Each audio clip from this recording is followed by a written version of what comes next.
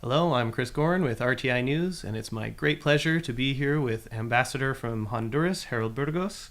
I hope I said that name right, Yeah, no, even you in my did gringo actually pretty accent. good, pretty good. Thank you, Chris, for having me. Thank you, RTI, for having me and the chance to speak to your audience. Thank you very much. Yeah, no, it's a great pleasure. And one thing that we have in common is that you were actually a student at Zhengda NCCU Yeah, and studied a bachelor's in economics. Is that right? yeah, Yeah, I also went there as well. yeah. Um, Zhengda加油, yeah, Zhengda 加油. yeah, I love Zhengda for life. it. So, can you tell me a little bit about why you chose to study in Taiwan and some of your experience? First, I think it was the challenge, just knowing that I was so far away. Mm. Since I was a little kid, I've always liked to travel, and I had this idea that I was going to study abroad since I was a kid. And just Taiwan offered that challenge. Right, So it's far away, totally Yeah. different culture, Right. totally different language. right. So it was a challenge, and also I felt like I was traveling. So I was studying and traveling, so I got the benefits Yeah, yeah. of both worlds. So I think just the idea of being far away from home, Sure. living a different experience, it gave me so much in the end. Was that program taught in Chinese or in English? My program was the international undergrad program Mhm. in Chengchi, but economics, my department only had one spot for a foreigner, Oh, and a lot of the classes were in Chinese. okay. So sometimes I would do some of the classes of the required courses I would do in business because they offered them in English. Mhm. So I tried to balance it as much as I Right. could. Some of the classes I couldn't change, and I still had to do it in Chinese. But so that was a challenge. Yeah. Having Yeah. calculus 2 in Oh, in man. Chinese. Yeah, that's That was rough. something else. At least the books were in English, so it was a challenge. For You have to work your way around. Why do you feel now is an important time to speak about relations between Honduras and Taiwan?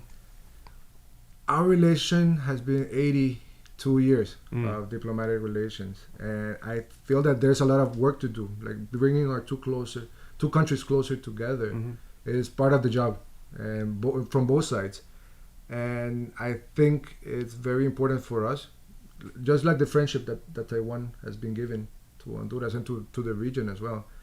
Is very important and important for both sides as well, so that we all can benefit in the end in this changing world. Mhm. So just that solidarity that Taiwan has shown is very important to continue building that relationship. But now I also feel that it's very important to have more engagement in the business sector, for example, to increase our economic relationship. Mhm. But I feel it's very important to have businessmen actually come and visit to see with their own eyes Mm. and to have their expertise Mm. when they put feet on the ground. They have a different experience. They have a different way of seeing things. Mhm. So if they come and they see the environment, because I can tell you and I can tell you so many stories, Mhm. but you need to come and see it for yourself. What Right. opportunities are there? Because you can benefit, and we both can benefit in the end, Right. taking advantage of the resources. For example, Honduras offers you closeness to the American market. You are close to the European market. Mhm. In 3 days, you can get a container from Honduras to the States, and you can access that big market Right. by taking advantage of the geographical location of Honduras. Sure.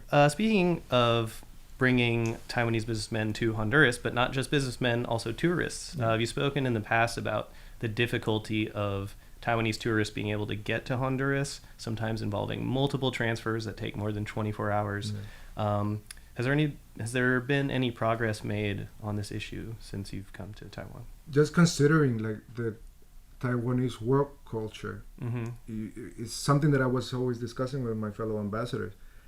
That how do you get these people that work so hard and get holidays for 2 or 3 weeks? Yeah. And so what do you sell? Mhm. So we were discussing that we should promote our region instead of just promoting our individual countries. Mm-hmm. So you offer a destination Mm-hmm. with multiple visits. Mhm. So that makes it more interesting and appealing, because even we speak the same language, we have the same some of the same history and culture, Mm-hmm. but it has different tastes. Like Right. it's different from place to place, from country to country. Belize, it speaks English. Right. In Guatemala, it's Spanish as well, but we share some of the Maya civilization. For example, we have Maya ruins all spread around. Right. So promoting it as a regional destination with multiple visits, I think that's more appealing. In January, the U.S. and Honduras announced a new partnership on education, which is called the Expanding Access to Education Initiative. Not the most creative name, but Taiwan has actually agreed to contribute $2 million to this initiative. Can you tell me a little bit about this initiative and also how Taiwan and Honduras can increase cooperation in education moving forward? Yeah. For Honduras, health and education are one of the most important axes for the people's development and for the country's development. So these two areas are very critical for our countries. And there's been 10 years of a very corrupt regime where right now we're paying interest on loans that were made, but no investment was actually made. The money disappeared. So we're still paying the high interest, but no infrastructure investment. So we have to rebuild. We basically have to rebuild the country.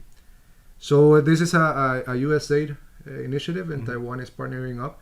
So they want to rebuild about 51 schools and attend about 300,000 students back in Honduras by these joint programs. And they also want to encourage the public-private partnerships towards rebuilding a little bit of the infrastructure that was lost, and also the access and the type of technology that you can bring, and you can reach a lot of the students that are in the countryside, for example. Sure. Do you see any other areas in the education sector where Taiwan and Honduras can cooperate? Yeah, Taiwan, for example, has been collaborating with Honduras. You have the MOFA scholarships, the ICDF scholarships. Right, so there's more than 10 years, more than almost 15 years of that type of collaboration. Right. That's something you benefited from. I benefited. I'm a MOFA recipient. And I'm so very happy I was able to be part of that. And I think the programs are still ongoing, but there's more that we can do always. Right. For example, we were discussing that maybe we can get more doctors, for example, but the medical education is basically in Chinese. So what if we had more English taught programs for shorter term, and we have more specializations for the medical sector in Honduras, and then they go back and they apply.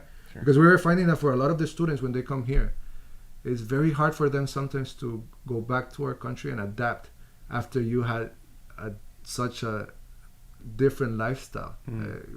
Let's not say easy, but the lifestyle, the freedom that you have here is kind of a cultural shock when you go back. Right. It's like finding a job, like reverse culture shock. Just commuting, living back, you have to find a place to live. So that there are some difficulties that we have been discussing with MOFA, for example. It's like a little bit of a victim of the program's own success, right? Exactly. Yeah. Exactly.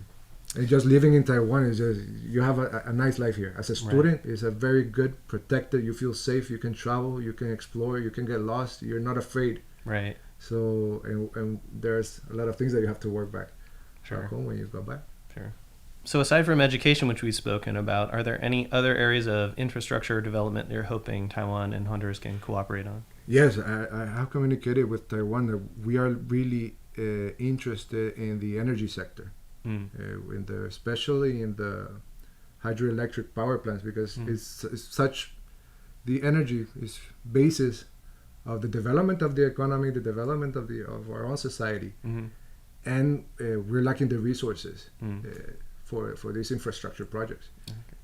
So that will let the own economy breathe a little bit, because we pay some of the highest electricity costs in Central America. I wouldn't go far, so I wouldn't know if in Latin America, but that brings your productivity down, that brings your competitivity down. So it's a higher barrier for even the small, medium enterprises. Your electricity fee is one of your main costs in how you do business. Sure. So I think tackling this and going for the new green energy projects, it's like a good circular way to solve the issue.